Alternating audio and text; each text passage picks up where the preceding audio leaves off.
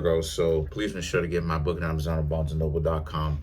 The link to that is in the description box below as usual. Comment on the video, like the video, subscribe to my YouTube channel, share the video. So let's get into it for my Virgos. We have the Seven of Pentacles. I'm using the Aquarian Tarot, right? The Knight of Swords, the Nine of Pentacles, the Hermit, which is Virgo, the Eight of Cups, the Eight of Swords, the Ten of Swords, the Moon, the Death card, and last but not least, Page of Wands. So what I'm seeing here is I'm seeing how a lot of you Virgos, right? Virgo even came up in this reading as the Hermit. A lot of you Virgos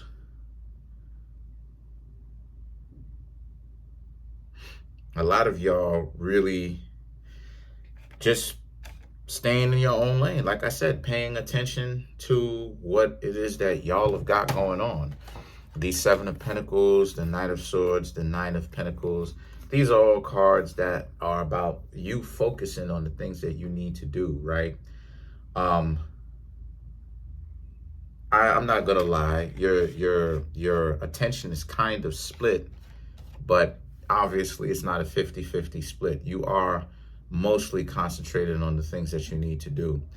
The Pentacle cards, money, right? Earthly possessions, things that you own, right?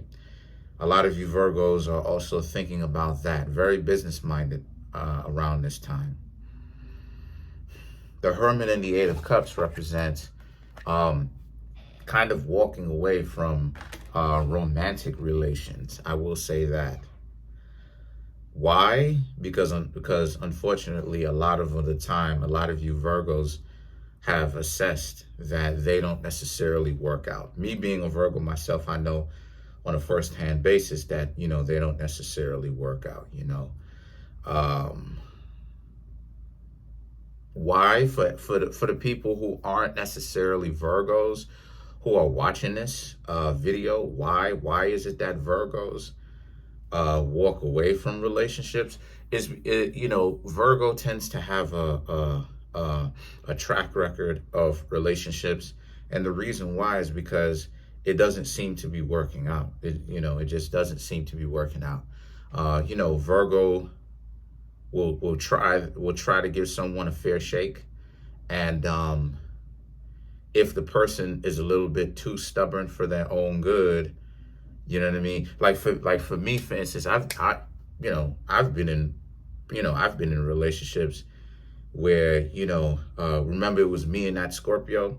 I've been in relationships where, you know, I basically got mad about something, and I ended up yelling, and I wasn't even yelling at the person who I was kicking it with on that personal level at that time. Y'all, if y'all been here long enough, y'all remember the Scorpio that I was kicking it with. And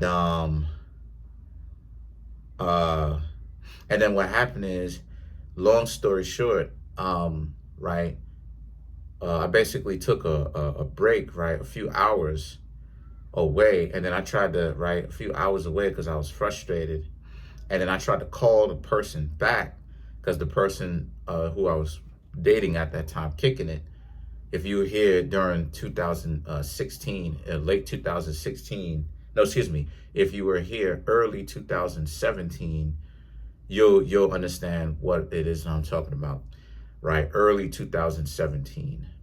Yeah.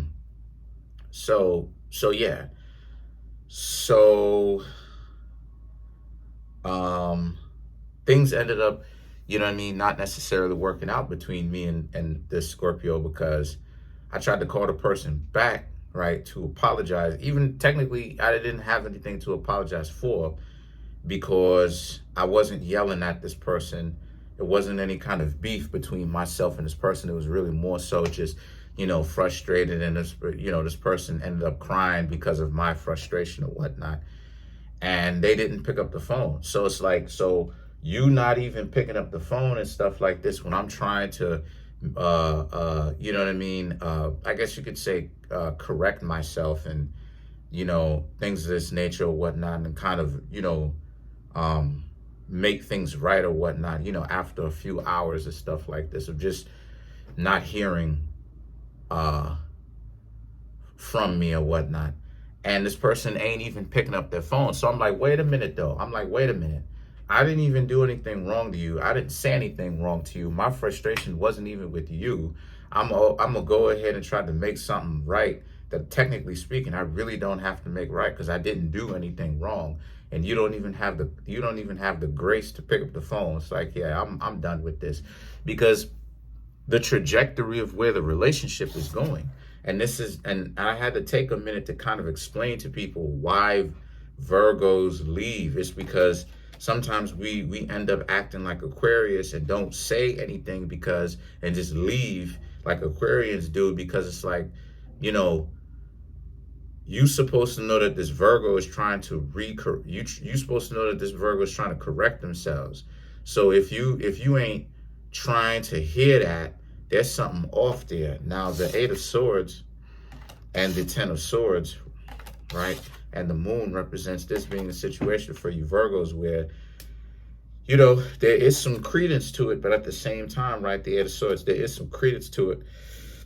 But internally, you still have a blindfold on that you need to watch out for.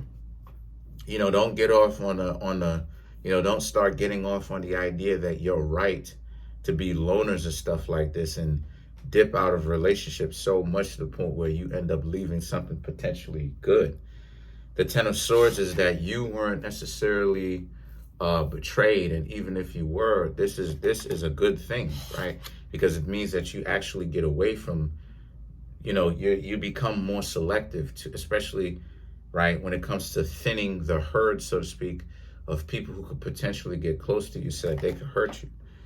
The Moon is about how you need to do some sort of internal work, right?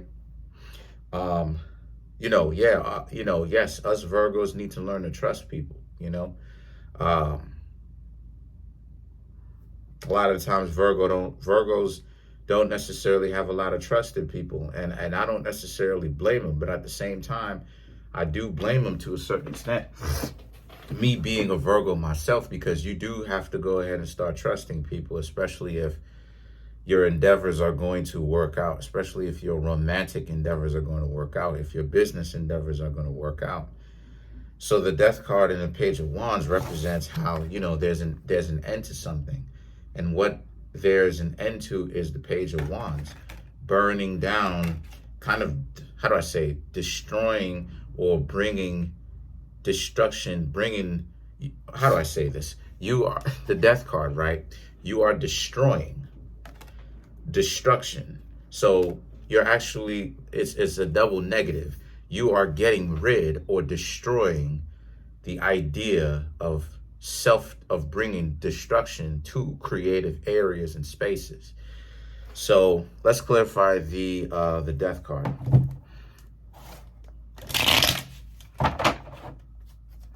Right, let's clarify the Death card real quick, because the Death card, whenever it is that you get that card, it means an end is happening, right?